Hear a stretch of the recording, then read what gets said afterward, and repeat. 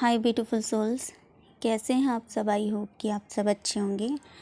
आज मैं बात करूंगी वेयर आर यू लिविंग। जैसा कि आप इस पिक्चर में देख रहे हैं, पास्ट प्रेजेंट फ्यूचर। क्योंकि देखिए, हम मनुष्यों का जीवन कुछ इसी तरह का है ना।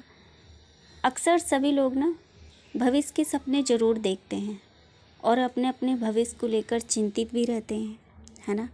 लेकिन क्या मनुष्य जो है, जो भी वो सपने देखता है, क्या वो सब सच होते हैं?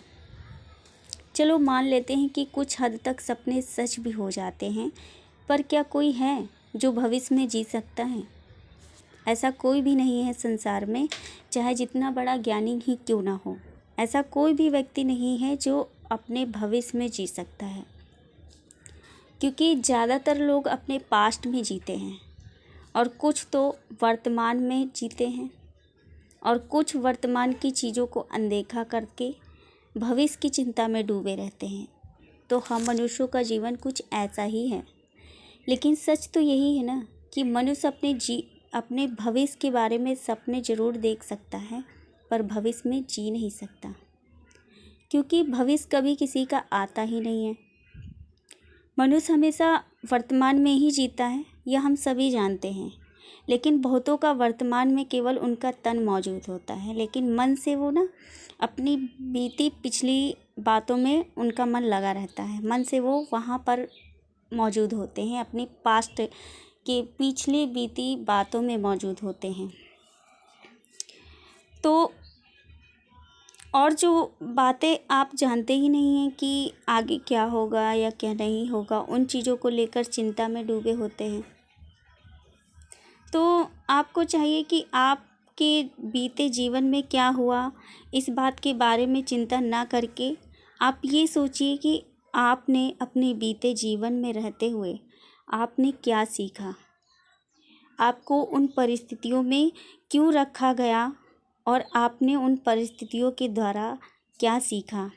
जिन परिस्थितियों में आप खुद को कमज़ोर समझ रहे थे, आप देखेंगे कि उन्हीं परिस्थितियों में ही आप ताकतवर रहे हैं।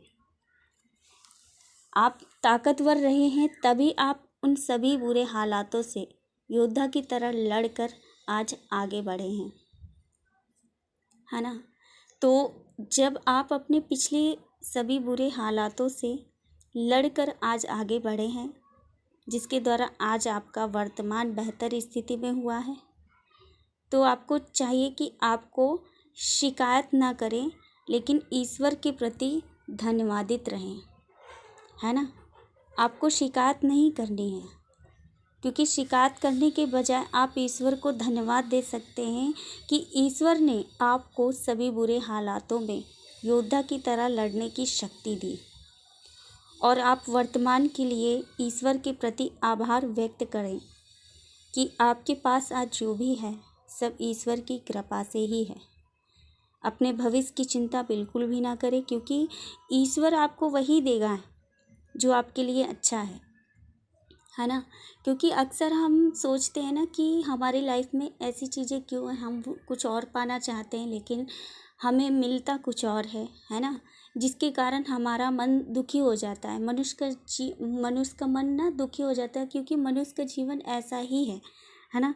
लेकिन ईश्वर आपको वही चीज़ देते हैं जो आपके लिए बेहतर होती है, क्योंकि अच्छा क्या है बुरा क्या है हम नहीं जानते हैं, कोई भी मनुष्य नहीं जानता है ना।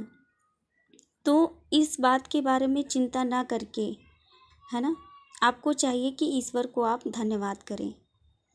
तो चिंता किस बात की है, जब आप अपने जीवन का एक क्षण के बारे में भी नहीं जानते हैं कि अगले पल क्या होगा, भविष्य जानकर भी आप उसे बदल नहीं सकते हैं, तो चिंता आपको करनी ही नहीं है, क्योंकि नाशवान देह का कोई भी भविष्य नहीं होता है।